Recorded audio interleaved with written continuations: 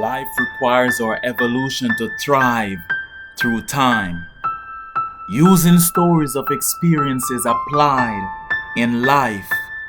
Thus, we are time, we are transcending. This is time transcendence. What's up, Miss Daly? Welcome to Time Transcendence. How you doing today? Mr. Dolman, I'm fine. Every time I talk to you, man, it's oftentimes just laughter. Like you put off this air of humor and comfort. So, who are you as an AP? What do you do in the career field you are in? All right. Who am I as an AP? As an AP, I think I would like to put myself in a category as being able of a supporter to young teachers, one who likes to delegate duties, like one who likes to facilitate, and when necessary, I will be an instructional administrator. Oh, delegation. But different roles on the same title as AP in order to be effective. What roles are those? Sometimes you gotta be a supporter. Oh. Sometimes you gotta be delegate duty. Sometimes you gotta go right there and participate in whatever the activity is instead of standing up. Sometimes you gotta facilitate. Right. Sometimes you gotta write out and say, listen, I would like you to do this, that. Because whatever is the situation, it calls to you being an administrator and taking the bull by the horn. I like that phrase, taking the bull by the horn. I remember even this year, really, when we were doing the after school, and you kind of put some things together, kind of give us a format to follow. So that was appreciative, So in terms of skills and necessary, like, when you're performing your duties and functions as a position, what skills per se, maybe like, 3 to 5, what skills do you find most valuable when you're performing your duty as an AP? When I perform my duty as an AP, one, you have to be able to communicate. Be a good communicator, not only with teachers, with every stakeholder in the building, the cleaner, the students, parents, visitors. You have to be able to communicate verbally as well as written. Communication is key. That's a key skill. Next skill, you gotta know what role to take on according to the situation. Sometimes something happens, but it means that you can delegate that duty and still get it done. Or you can facilitate and still get it done. And sometimes you just got to be right. Authoritative. Say, listen, I want this and I expect that. Different roles and skills coming to the position. Funny you said authoritative. Even this week, doing my readings and just even in class discussions, sometimes we talk about being authoritative. So my professor has spoken about CPOs, really, creating CPOs, and I remember that I was put in a position of, trying a role playing. So it wasn't necessarily I was put in there, but the professor asked us to to attempt it, and I was like, all right, I'm going to try this. And I started saying something in regards to how the scenario that was given, and I was sort of dancing around it, because oftentimes when I'm coming up, I'm always looking at it from the angle as start with something that's going to kind of like set the person at ease. But as admin, really, like you just said, authoritative is like, really, you have to step in sometime and just like, I need this and this done, get it done. Other times it's just like, okay, can you get that done? So I guess you would say shifting the parts of your roles. Would you say that? Yeah.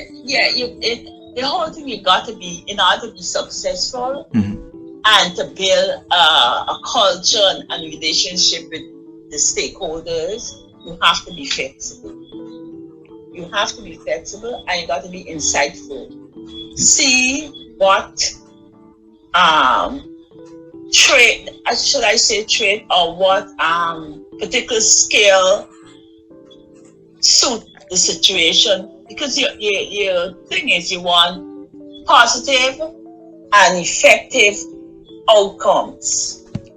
Right. In every situation. I mean, it won't happen all the time, but your goal is to get positive and effective outcomes. So you got to judge the situation and apply the skill or the role that will lead to it being positive, the exchange being positive, or the interaction being positive and successful. Right. That definitely makes sense. Judging the situation, we have spoken about the ladder of inference, right? So, collecting data and knowing how to make a accurate conclusion, but also knowing that, perhaps I might have I might have some data that may be inaccurate, or I need to really get some more data, right? So it's really utilizing the data to get the outcomes you need. And it's reinforcing what you said earlier too, about you want certain outcomes, right? And you want them to be positive, but you also have to understand you're not going to get those all the time. So my professor has also spoken about that, and I've also even engaged and see that in the readings too. So even me as a teacher, I see that you create a lesson plan and you come today all hype, yeah, it's gonna be a killer today, it's gonna be a win, and sometimes it flops. You just gotta keep going, right?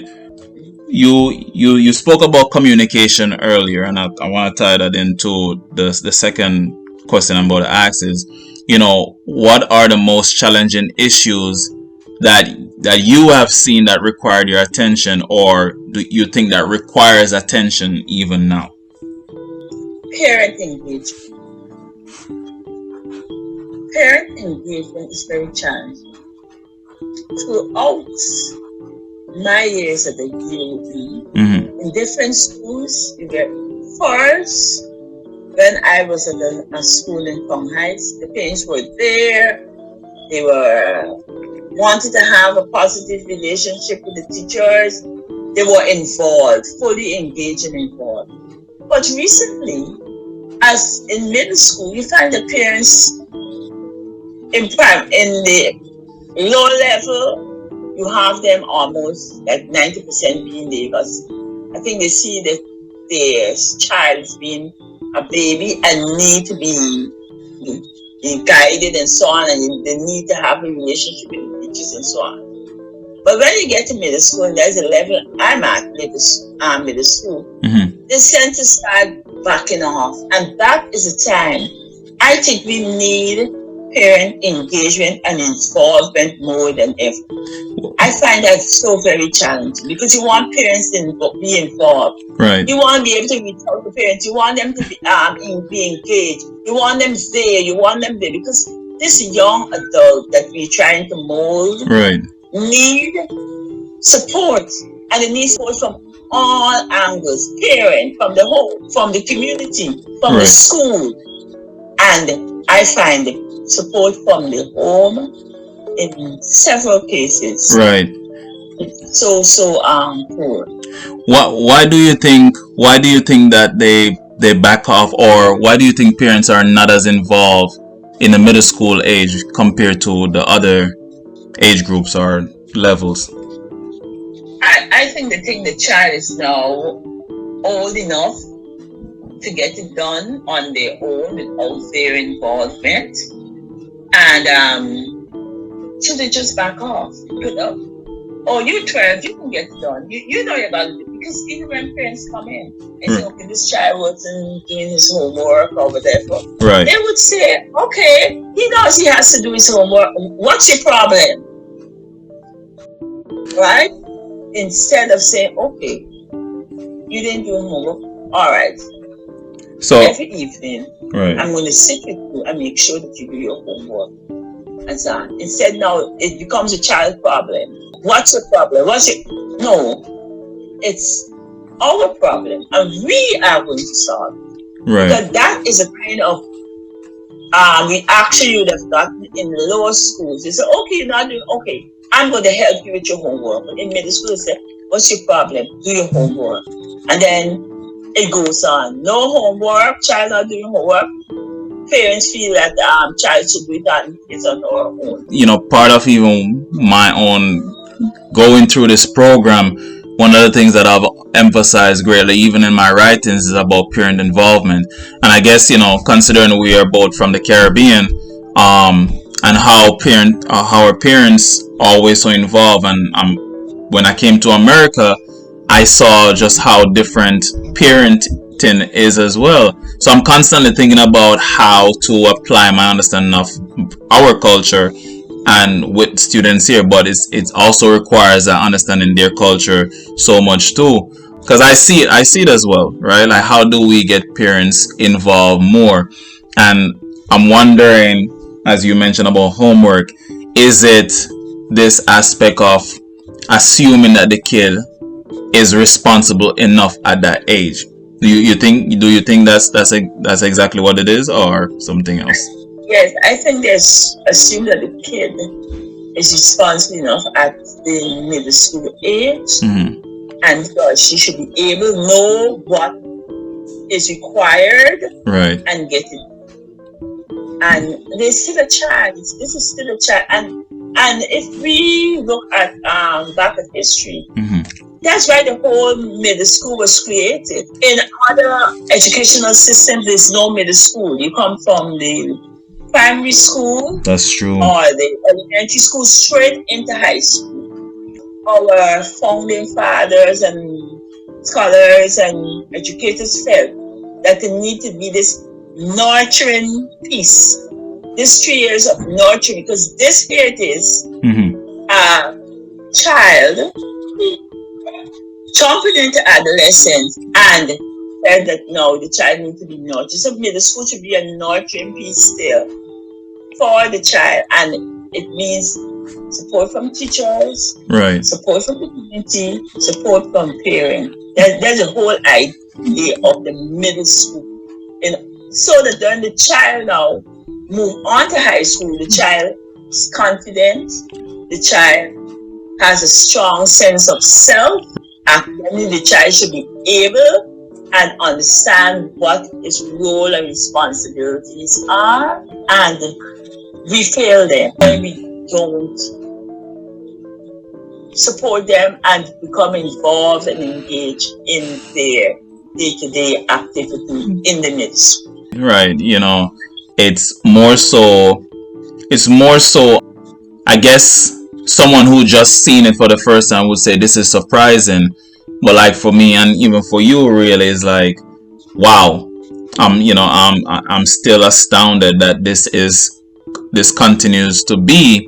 And this is gonna dive into the next question, but I also want to connect to how you said the middle school, if you look through history, was created in a sense here for that nurturing bridge, right? Where we're nurturing the children at the middle school age, to kind of build that maturity, so by the time they get to high school, they have that. And that's something that even when I just got here, I looked at it and I was like, what, middle school? Why not just go from 6th grade to 7th and just call it high school, call it a day, right? But it comes to the aspect of cultural understanding, right, which plays into the culturally responsive teaching as well.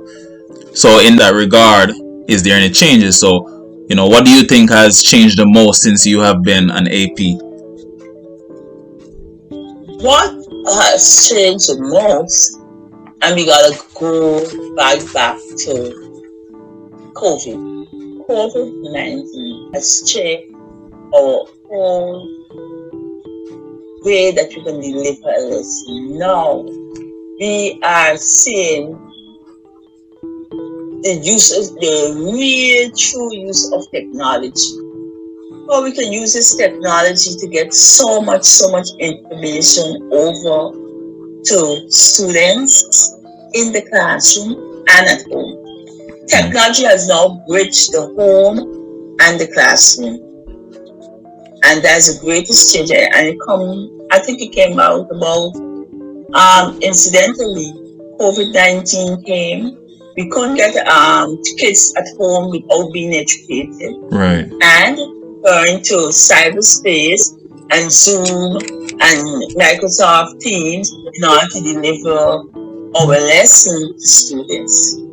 So that's the greatest change. And it happened in 2020 began, and it's going to steamroll into education, and education within the next 10 years will look quite different from what it looks like today.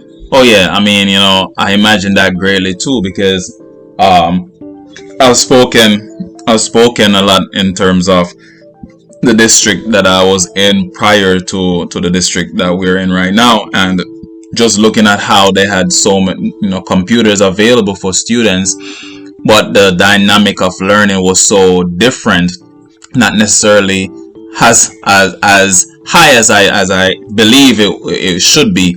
And then I'm in this district and I see how there's a lack in the sense, and students are performing at a similar rate.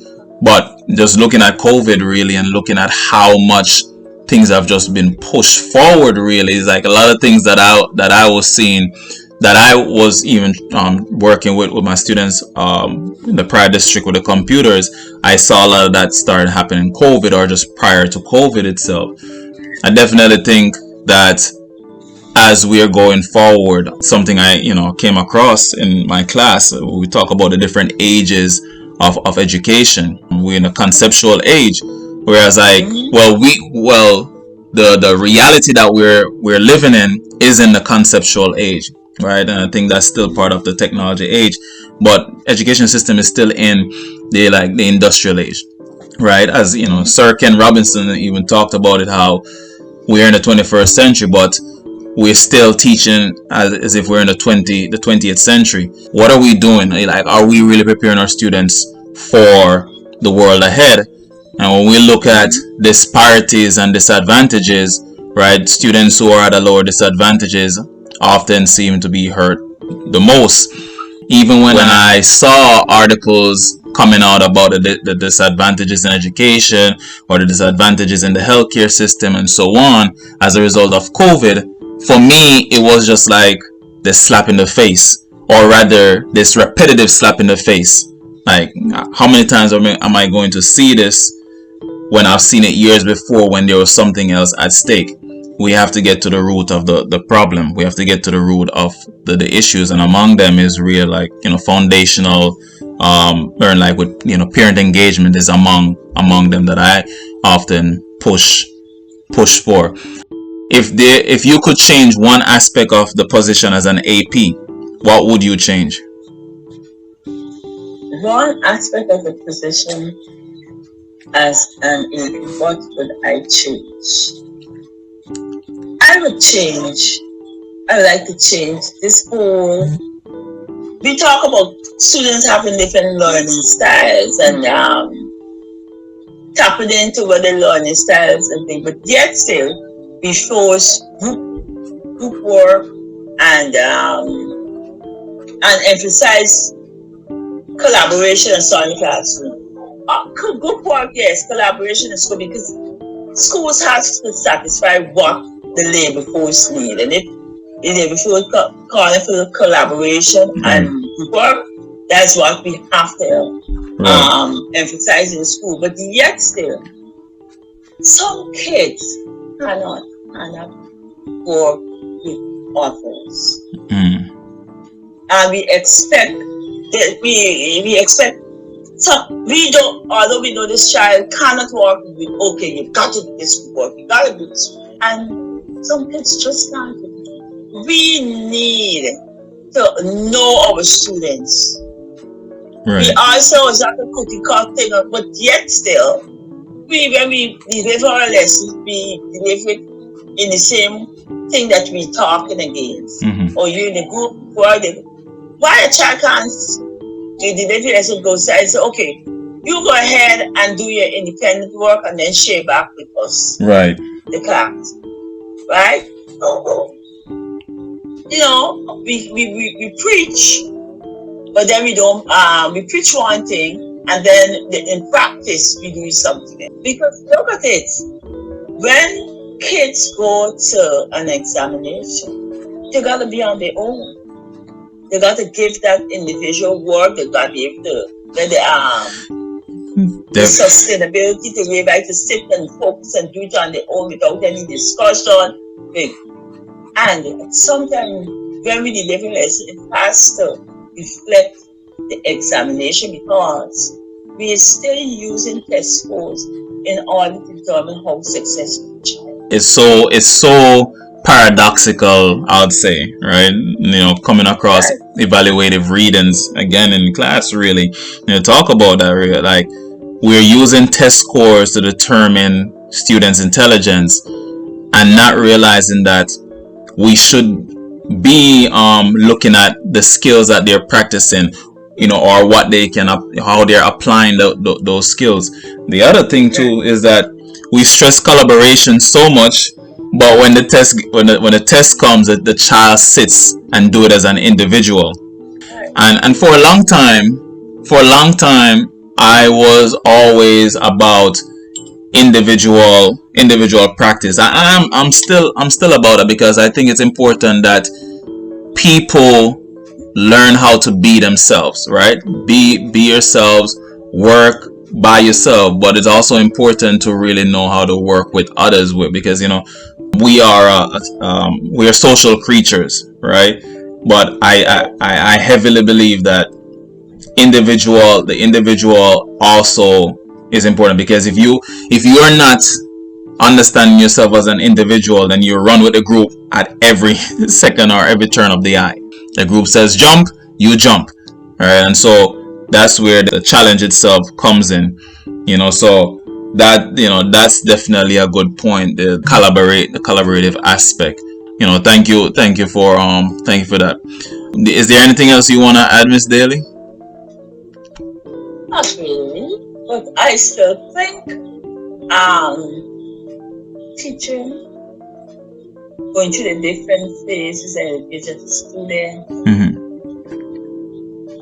parent, teacher, administrator, still very rewarding.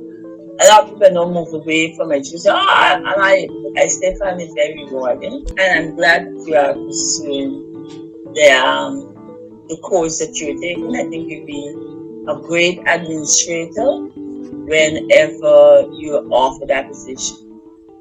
So good luck. Thank you very much, and thank you for, again, you know, being on Time Transcendence. Really appreciate it, you know. And I know you have to run back to your son, but it's nighttime now, so I'm like, what is Daly gonna do? Life requires our evolution to thrive through time, using stories of experiences applied in life.